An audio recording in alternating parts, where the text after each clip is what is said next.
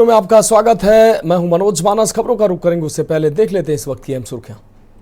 CM Dhami ने किया USDMA dashboard का लोकार्पण। राज्य आपदा प्रबंधन प्राधिकरण द्वारा आयोजन केदारनाथ क्षेत्र के कार्यों से संबंधित कार्यक्रम में हुए शामिल। पीएम मोदी का उत्तरकाशी दौरा स्थगित। मौसम विभाग ने 27 जनवरी को जारी किया येलो अलर्ट। खराब मौसम के चलते स्थगित हुआ दौरा।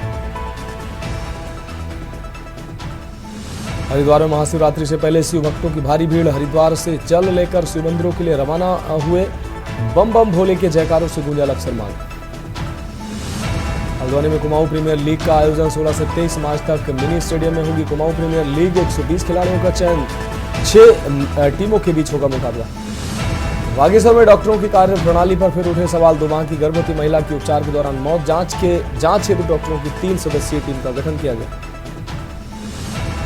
और देहरादून में नगर निगम की नेक पहल। 2 दिवसीय निःशुल्क स्वास्थ्य एवं चिकित्सा शिविर का आयोजन। रक्त परीक्षण, एक्सरे, क्षय रोग की गई जांच। आप देख रहे हैं के न्यूज, खबरों का सारथी। और अब खबरें विस्तार से। बागेश्वर से अहम खबर है, जहां डॉक्टरों की कार्यप्रणाली एक बार फिर सवालों के घेरे में है। 2 माह की गर्भवती महिला की उपचार के दौरान मौत हुई है। डीएम बागेश्वर आशीष भटगाई ने जांच के आदेश दिए हैं।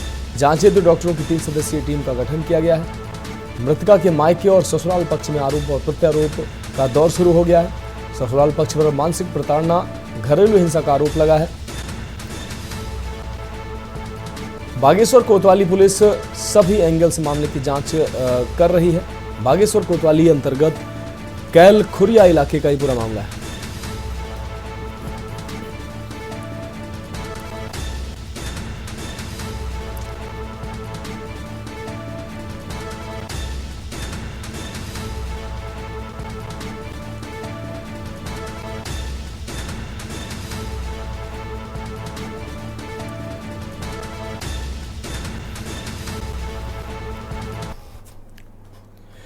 उत्तराखंड विधानसभा के बजट सत्र के दौरान भाजपा सरकार ने नया भू कानून पास किया, लेकिन ये कानून सिर्फ 11 जनपदों के लिए लागू किया जाएगा, जबकि 2 जनपदों हरिद्वार और उधम सिंह नगर में पहले से ही लागू कानून जारी रहेगा। ऐसे में विपक्षी पार्टियां सरकार पर हमलावर हो रही हैं और सवाल उठा रही हैं कि क्या एक राज्य में 2 भू कानून कैसे लागू किए जा सकते हैं। कांग्रेस इसे भाजपा की सोची समझी दोहरी रणनीति बता रही है। यही नहीं, कांग्रेस 11 जनपदों में लागू किए गए भू कानून को भी काफी कमजोर बता रही है। इस भू कानून से पहाड़ी इलाकों में पलायन की समस्या और बढ़ने की आशंका विपक्ष जता रहा है। ये रिपोर्ट देखिए।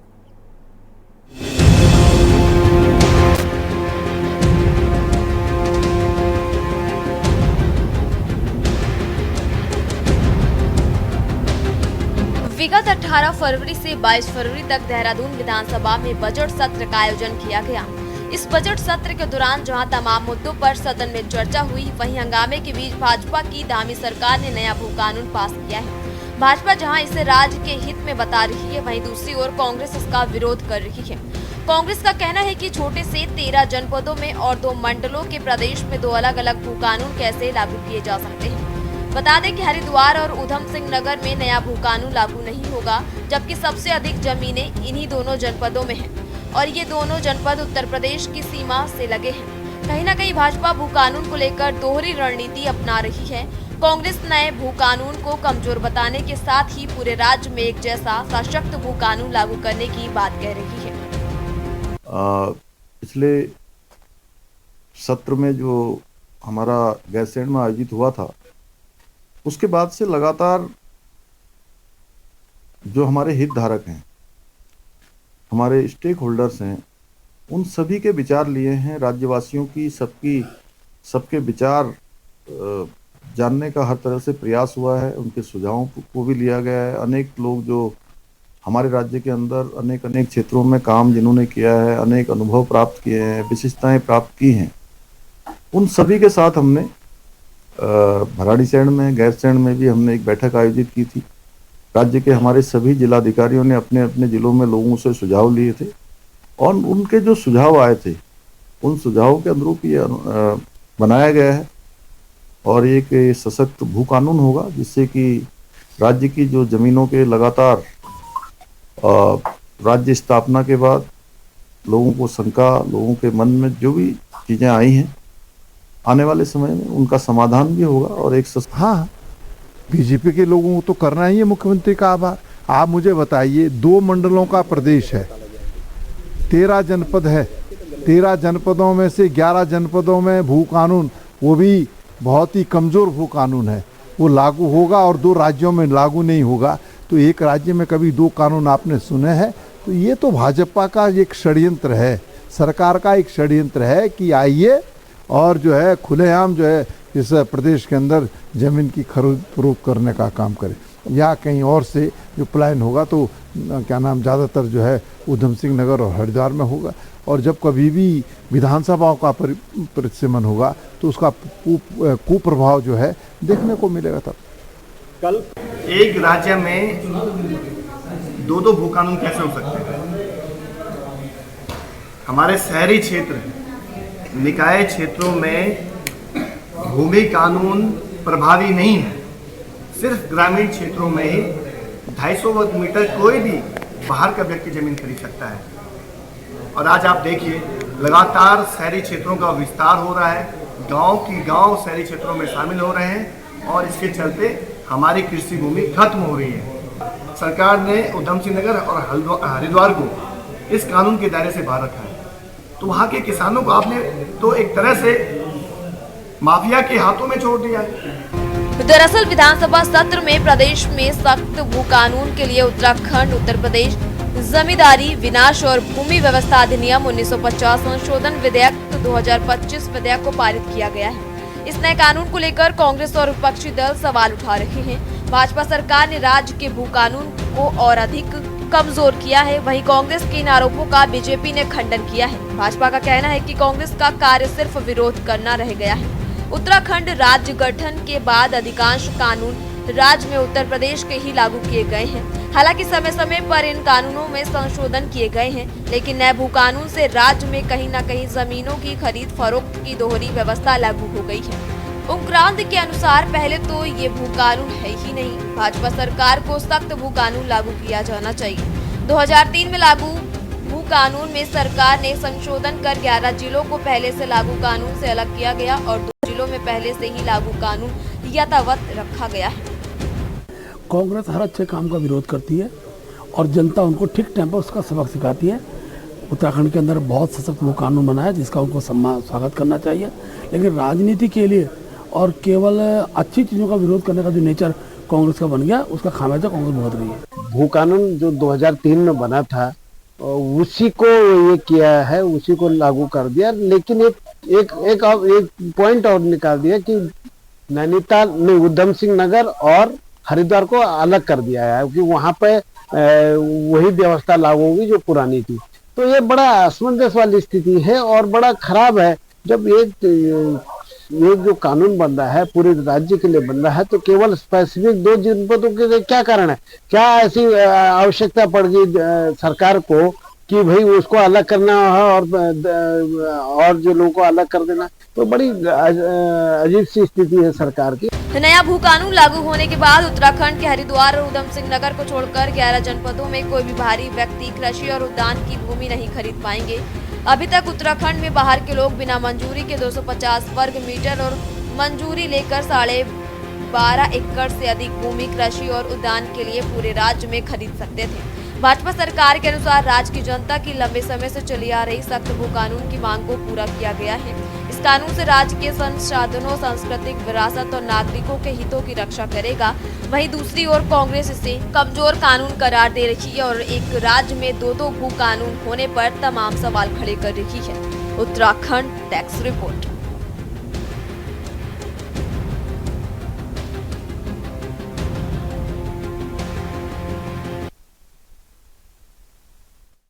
रुक करेंगे अगली अहम खबर का। खबर देहरादून से, जहां लखवाड़ जल विद्युत परियोजना से संबंधित है, जिसमें जिलाधिकारी सविन बंसल ने परियोजना की समीक्षा बैठक की। जिलाधिकारी ने यह सुनिश्चित करने पर जोर दिया कि प्रभावित स्थानीय लोगों ने उनका मुआवजा समय पर दिया जाए। उनका कहना था कि मुआवजे का सही समय पर वितरण परियोजना के कार्यों में किसी भी तरह की रुकावट नहीं आने देगा और स्थानीय लोगों को उनके हक मिल सकेंगे। ये कदम परियोजना की सफलता और स्थानीय समुदाय के बीच सकारात्मक रिश्ते को बनाए रखने में महत्वपूर्ण होगा।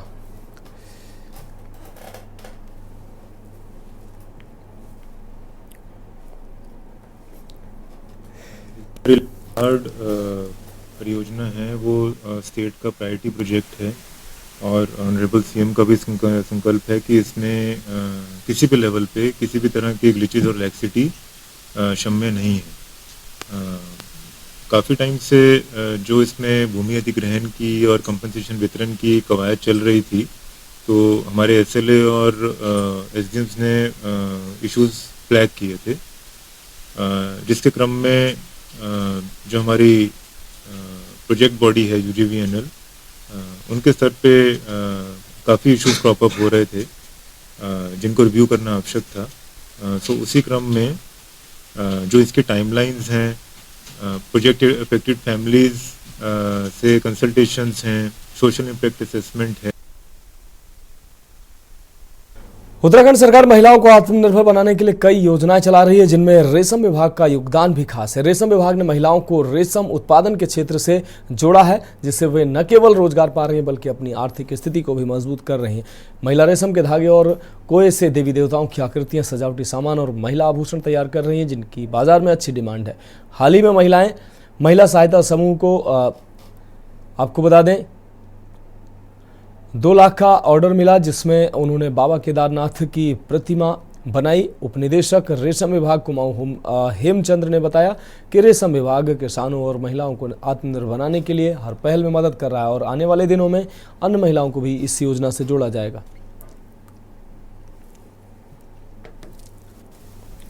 बहुत ही खुशी का अवसर है हमारे समस्त रेशम परिवार के लिए। आज हम एक बहुत अनोखा काम करने जा रहे हैं, हम कहेंगे उत्तराखंड के रेशम इतिहास में।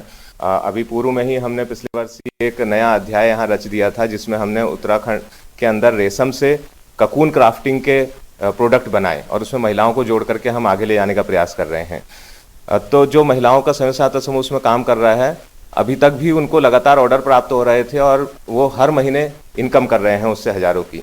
लेकिन अभी आज का जो खास अवसर है, इसमें अभी तक का उत्तराखंड के रेशम इतिहास का पहला सबसे बड़ा ऑर्डर हमारा है, जिसको हम ये सप्लाई करने जा रहे हैं। आज यहाँ से बस पैकिंग होने जा रही है उनकी, और ये ऑर्डर है लगभग 2 लाख रुपए का। सर, सबसे पहले तो हमारा जो रेशम विभाग के सारे सदस्य हैं, तो उनका बहुत बहुत धन्यवाद करना चाहूँगी। उनका 100% सपोर्ट हमारे पर रहा है हर चीज़ का, और आगे बढ़ाने के लिए उन्होंने भी दिन रात हमारे साथ साथ मेहनत कर रखी है। और ये प्रोडक्ट बनाने में हमने रात दिन एक किया है। अभी हमें 2 लाख का ऑर्डर मिला है और हम चाहते हैं कि और भी आगे मिले, ऐसे ऑर्डर बहुत सारे मिले हमें और आगे बढ़ते हैं। और रेशम विभाग का बहुत बहुत तहे दिल से शुक्रिया करना चाहते हैं। सर, ये तो हमारे लिए बड़े सौभाग्य की बात है कि हमें रेशम विभाग ने एक ट्रेनिंग दी और उसके बाद हमको तुरंत ही एक इतना अच्छा ऑर्डर मिला है। इसके लिए हम जो डॉक्टर साहब हैं, जिन्होंने हम महिलाओं को इतना समझा कि एक बड़े वर्ग के लिए हम लोगों को ये प्रोडक्ट तैयार करने का ऑर्डर दिया। इसमें वैसे तो हमारे समूह में 13 महिलाएं हैं, परंतु 8 महिलाएं हैं जो लगातार काम कर रही हैं और लगभग 2 लाख के आसपास का उन्होंने ऑर्डर दिया है, जिसके लिए महिलाओं ने अत्यंत परिश्रम से वो तैयार किया है। बिल्कुल अनभिज्ञ होती हुए भी पूरे अपने जी जान से तैयार किया है और सबको बहुत पसंद भी आ रहा है। हम अपेक्षा करते हैं कि महिलाएं इसी तरीके से काम करेंगी। मुख्यमंत्री पुष्कर सिंह धामी मंगलवार को शहीद मेले में शिरकत करने कोटद्वार के निकट दुगड्डा पहुंचे। दुगड्डा में सीएम धामी ने शहीद पार्क में चंद्रशेखर आजाद और भवानी सिंह रावत की मूर्ति का माल्यार्पण किया। इस दौरान शहीद मेले में आयोजित इस कार्यक्रम में सीएम धामी ने शिरकत करते हुए कहा कि वह अपने आप को सौभाग्यशाली मानते हैं कि उन्हें उस भूमि में आने का मौका मिला, जिसका देश की आज़ादी में बहुत बड़ा योगदान रहा है। आप सबकी बहुत ही कर्मठ वीर शहीद अमर शहीद हमारे भवानी सिंह रावत जी के स्मृति में यहाँ पर लगने वाले मेले में आज मुझे सम्मिलित होने का अवसर मिला है। और निश्चित रूप से ये मेले हमारे आने वाली जो हमारी भावी पीढ़ियाँ हैं, उन पीढ़ियों के लिए प्रेरणा के स्रोत के रूप में काम करते हैं, क्योंकि उनका स्मरण होता है जिन्होंने देश के लिए, समाज के लिए अपना सर्वस्व लगाया है, अपना बलिदान किया है, देश के लिए संघर्ष किया है। तो निश्चित रूप से समाज राष्ट्र के लिए ऐसे मेले बहुत ज़रूरी हैं और हम राज्य के अंदर ऐसे मेलों को बढ़ावा दे रहे हैं। और मैं कोशिश करता हूं कि सभी जगह जाऊं। मेरा सौभाग्य है दुगड्डा की इस पावन भूमि में। अगली खबर अक्सर से, जहां हरिद्वार देहात क्षेत्र के सड़कों पर महाशिवरात्रि के अवसर पर शिव भक्तों की भारी भीड़ देखने को मिल रही है। भक्त बम बम भोले के जयकारों के साथ निकल पड़े हैं। हरिद्वार से जल लेकर अपने गंतव्य की ओर बढ़ रहे हैं। कल महाशिवरात्रि का पर्व है और उत्तर प्रदेश के विभिन्न हिस्सों से आए श्रद्धालु इस अवसर पर जलाभिषेक के लिए हरिद्वार जा रहे हैं। लक्सर से गुजर रहे भक्तों ने बताया कि वे भगवान शिव से देश में अमन और शांति की मन्नत के लिए जलाभिषेक करेंगे। भक्तों की आस्था और श्रद्धा साफ नजर आ रही है। अब करीबन 11 बजे तक पहुंचेंगे, रात के 11 बजे। जलन से किस टाइम होगा? 12 बजे। 12 बजे जी। ऐसे ही आप जाओगे, पैरों में छाले पड़ गए हैं? जी। कैसा लग रहा है? क्या मांगा बोले? भोले से जो मांगा था मिल गया। अब क्या, अब दोबारा आएंगे? समथिंग हमने 4 घंटे तो चल चुके हैं और अभी हमारा 5.5-6 घंटा रास्ता है, जिनमें बीच में हम थोड़ा विश्राम भी करेंगे। उसके बाद जलाभिषेक होगा रात्रि 12 बजे। कहाँ पे जाएंगे? हम अभी जाएंगे, हमारा ग्राम तो पड़ता औरंगाबाद सपूरपुर यूपी में, और जलाभिषेक जो करेंगे पिक्चर वाला करेंगे। कितना सफर रह गया?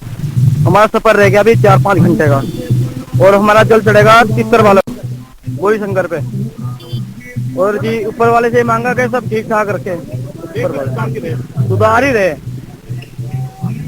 जी। का सुबह हमने भरा था 11 बजे, 5 घंटे हो चुके। वहाँ से औरंगाबाद सकूरपुरा लेके जा रहे हैं जी। खड़ी कावड़ में कितने टाइम चला रहे हैं? ये 5-6 घंटे हो गए। 5-6 साल हो गए, सॉरी। जी। तो खबरों में वक्त एक ब्रेक का है, जल्द हाजिर होंगे। आप देख रहे हैं के न्यूज, खबरों का सारथी। ब्रेक के बाद खबरों में एक बार फिर से आपका स्वागत है। रुक करेंगे अगली अहम खबर का। हरिद्वार पुलिस ने शारदीय कांवड़ मेले के दौरान न केवल अपनी ड्यूटी निभाई बल्कि कांवड़ियों की सेवा में भी बढ़ चढ़कर हिस्सा लिया है। थाना श्यामपुर पुलिस द्वारा रसियाबड़ में कांवड़ियों के लिए भंडारे का आयोजन किया गया, जिसमें श्रद्धालुओं को भोजन, फलाहार, पानी वितरित किया गया। इस सेवा कार्य में सीओ ट्रैफिक रुड़की राकेश रावत और एसओ श्यामपुर पुलिस बल के साथ मिलकर कांवड़ियों की सेवा करते नजर आए। पुलिस के इस सहयोगात्मक रवैये को देखकर श्रद्धालुओं ने उनका आभार जताया।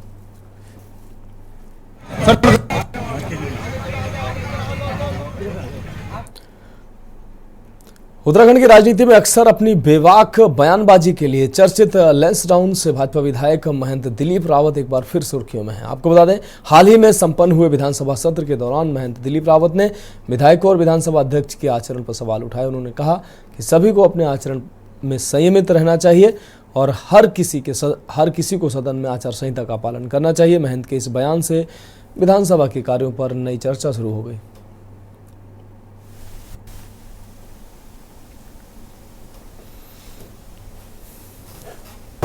देखिए, संसद में किसी भी व्यक्ति को जो है बहुत मर्यादित भाषाओं का, संसदीय भाषाओं का प्रयोग करना चाहिए, कोई भी पक्ष हो इसमें। और जिस भी पक्ष ने किया है तो निश्चित रूप से वो दुर्भाग्यपूर्ण है। हम लोगों ने देखा कि पहल चल रहा है जिस तरह ट्रेंड उत्तराखंड में चला है। नहीं, ये भी नहीं। देखिए, बाहर का माहौल क्या है, हम तो सदन में थे, लेकिन सदन में ऐसी कोई बात नहीं होती। अब अक्सर ऐसी बातें होती रहती हैं, सदन में विरोध भी होता है, समर्थन में भी बात लोग कहते हैं, लेकिन ये है कि विधानसभा अध्यक्ष की गरिमा भी रखनी चाहिए सदस्यों को। तो मैं समझता हूं कि ये भी दुर्भाग्यपूर्ण है। दूसरा हमको लगता है उत्तरकाशी से अगली खबर, जहां उत्तरकाशी जनपद के स्थापना दिवस पर आयोजित 5 दिवसीय विकास मेले के दूसरे दिन डूंडा के मां रेणुका मंदिर परिसर में रंगारंग आगाज हुआ। सिद्धपीठ में रेणुका देवी मंदिर डूंडा में आयोजित उत्तरकाशी जनपद स्थापना दिवस समारोह विकास मेले में रंगारंग और सांस्कृतिक कार्यक्रम की धूम रही। मेले के दूसरे दिन श्री मां रेणुका संस्कृति एवं पर्यावरण संरक्षण समिति के द्वारा आयोजित विकास मेले में स्थानीय स्कूल के छात्र छात्राओं ने रंगारंग सांस्कृतिक कार्यक्रमों से सबका मन मोह लिया। जनपद स्थापना दिवस के उपलक्ष्य में कराए जा रहे 5 दिवसीय विकास मेले में आज के मुख्य आकर्षण हमारे क्षेत्र से भाई रजनीकांत सेमवाल, जो कि देश विदेश में बहुत सुप्रसिद्ध है, आज उनका कार्यक्रम है। आज वो यहाँ पे धूम मचाएंगे, लोगों को नचाएंगे और अपने भजनों के साथ सभी श्रद्धालुओं को का मन मोहेंगे। और दूसरा, हमारी क्षेत्र की उत्तरकाशी की ही लोक कलाकार हमारे बीच में हमारे साथ हैं, जिनके बहुत सारे गाने हैं और ऐसे आज लोक कलाकार हमारी बहन मंजू नौटियाल जी भी हमारे साथ हैं। हल्द्वानी में आयोजित हुए नेशनल गेम्स के बाद अब गेम्स को लेकर युवाओं में काफी उत्साह देखने को मिल रहा है। इसी के चलते हल्द्वानी मिनी स्टेडियम में कुमाऊं प्रीमियर लीग का आयोजन किया जा रहा है। हल्द्वानी फुटबॉल क्लब के पदाधिकारियों ने प्रेस वार्ता आयोजित करते हुए बताया कि आगामी 16 मार्च से 23 मार्च तक मिनी स्टेडियम में कुमाऊं प्रीमियर लीग का आयोजन किया जाएगा। इस फुटबॉल प्रतियोगिता में राज्य भर के खिलाड़ी ट्रायल देने के लिए 1 और 2 मार्च को हल्द्वानी मिनी स्टेडियम पहुंचेंगे, जिसमें से 120 खिलाड़ियों को चयनित कर 6 टीमों में बांटा जाएगा। कुमाऊं के सभी 6 जिलों के नाम पर एक टीम बनाई जाएगी। सर, ये हमारा 1-2 मार्च को हमारा ट्रायल होगा, जिसमें उत्तराखंड राज्य के सभी जिलों के खिलाड़ी आएंगे, प्रोफेशनल जो हैं वो ट्रायल के माध्यम से 6 टीमों में बटेंगे और हमारी 6 टीमें हैं कुमाऊं प्रीमियर लीग के नाम से 6 जिले को यहाँ प्रतिभाग करेंगी। और इसमें ये हमारा 16 तारीख से आयोजन होगा, 16 मार्च से 23 मार्च तक। ये 1 और 2 को जो खिलाड़ी आएंगे उनका इसमें हम लोग हमारे कोचेस के माध्यम से उनका सिलेक्शन होगा और 8 तारीख को टीम अनाउंस होगी और 16 तारीख से आयोजन स्टार्ट होगा। और ये पर्ची सिस्टम के माध्यम से होगा, टीम ऑनर उठाएंगे एक एक के नाम की जो भी जिस टीम में डिवाइड होगा।